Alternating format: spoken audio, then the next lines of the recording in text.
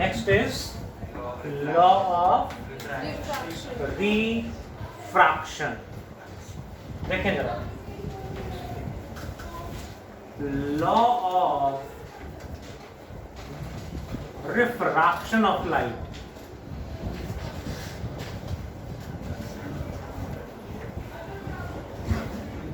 From wave theory, we can say Huygens principle. What it is? बताइए होगा सबको. Law of refraction क्या है? Sign I Snell's law. Sin I by sin r is a constant equal to refractive index of second with respect to cos. करें prove. देखें जरा, law of refraction के लिए we will consider a glass slab like this, and a parallel beam of light is incident like this.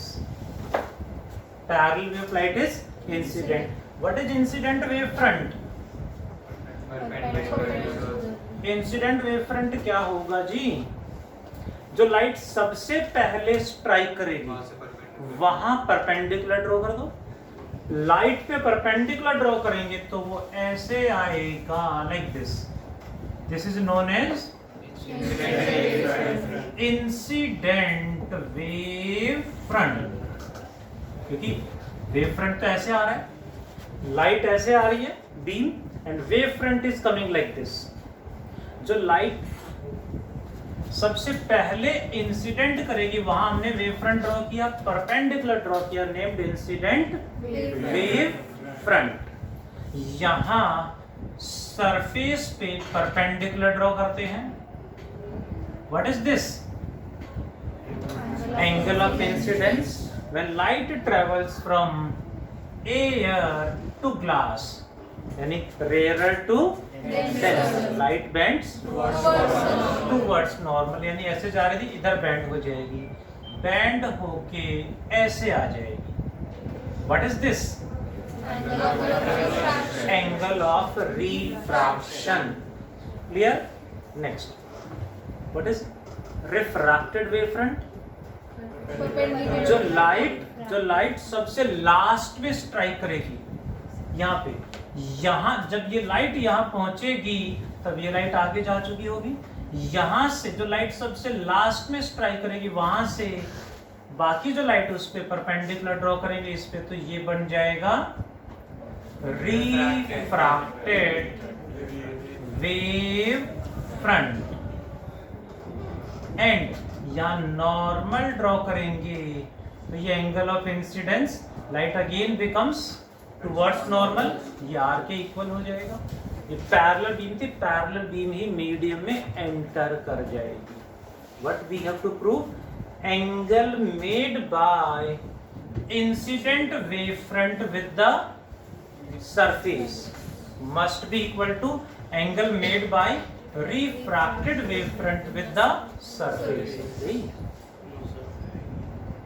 Right? Okay, ये angle i, तो ये कितना होगा? आई. Are you sure? ये एंगल आर, तो ये एंगल भी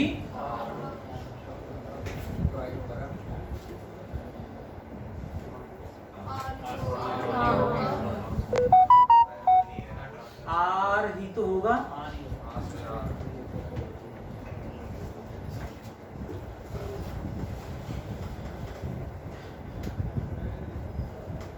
Is it okay? Yes sir, it is okay. ये R, ये 90, ये कंप्लीट एंगल यहाँ पे ये भी 90 है, यहाँ पे 90 माइनस R, ये 90, तो R ही बचेगा. दैट इज हमें प्रूव करना है Snell's law.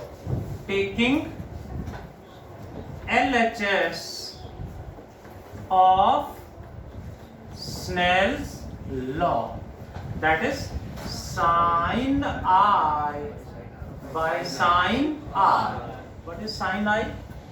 In a right angle triangle ABC, in right angle triangle ABC, what is sin I? perpendicular by hypotenuse. In this triangle ये I है, same angle होगी I, तो perpendicular by hypotenuse is BC by AC. What is sin R? Sin R is again perpendicular by hypotenuse. Let this point is named D. तो क्या बनेगा? AD by AC. कुछ cancel होगा? This becomes BC by AD. What is BC? Distance covered by light. BC is the distance covered by light from incident wavefront to refracted wavefront in first medium. What is this? Velocity into time. V1 आएगा, right? What is AD? Distance covered by light from incident wavefront to refracted wavefront in second medium V2 into T.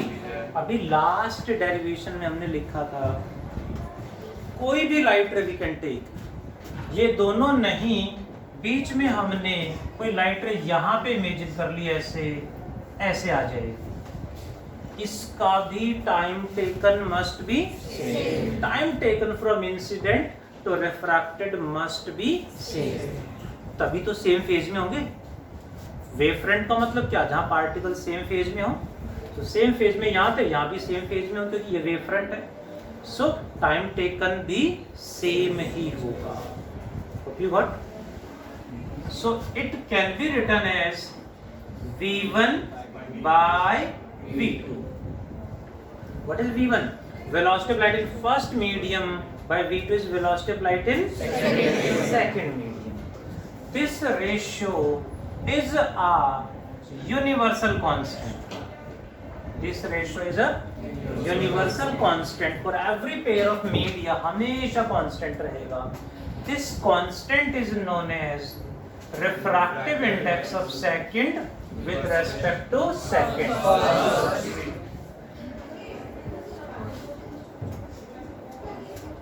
गले में दर्द है? दबा दें? हाँ? नहीं, original है. क्या बनेगा? Mu two mu 1 by mu 2. Mu 2 with respect to 1, which can be further written as mu 2 by mu 1. ये भी लिख सकते हैं. यही तो है स्नेल्स लॉ, जिसमें छोटा सा पॉइंट और देखें जरा. व्हाट इज वेलोसिटी का formula in terms of wavelength?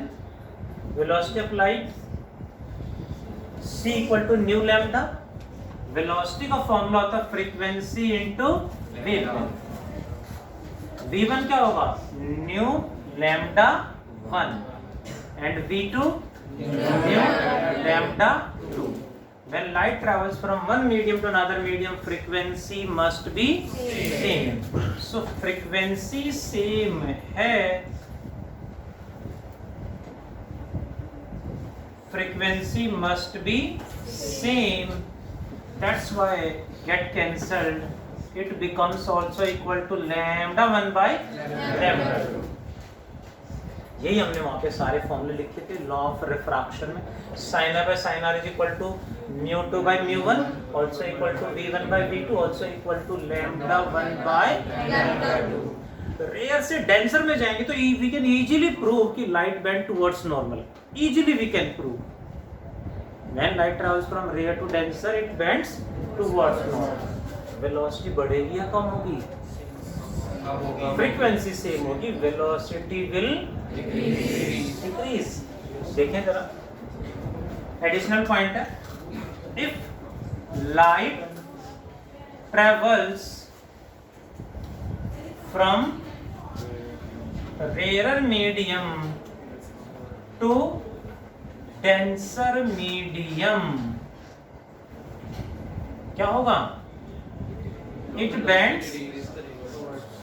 bends towards normal. What does it mean? It means I is greater than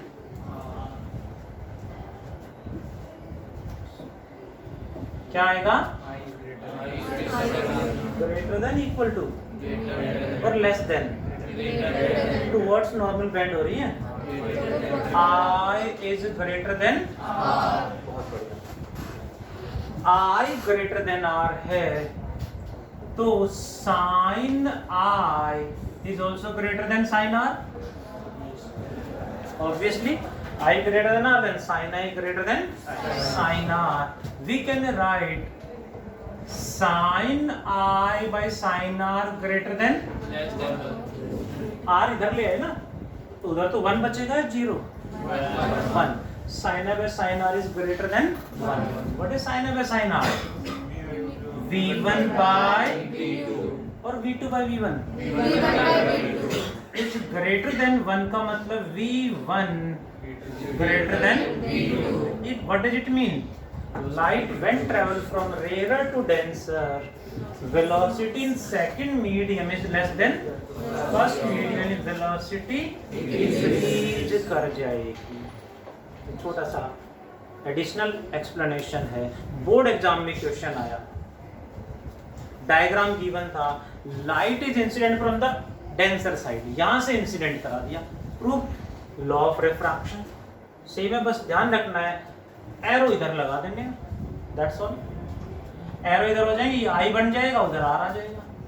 same steps है, बट हमें प्रीवियस ईयर क्वेश्चंस करने हैं। मैं भी कराऊंगा क्लास में, पेपर भी कंडक्ट करेंगे। Hope you got that is law of refraction from wave. Law of reflection and law of refraction दोनों बोर्ड एग्जाम में कई बार आ चुके हैं। As it is prove law of refraction. Diagram आपने ड्रॉ करना सीख लिया, ये तो कुछ है ही नहीं। आपने डायग्राम को समझना है, ट्राइंगल्स को समझना है। You can easily prove, do fast, करें कंप्लीट जल्दी से।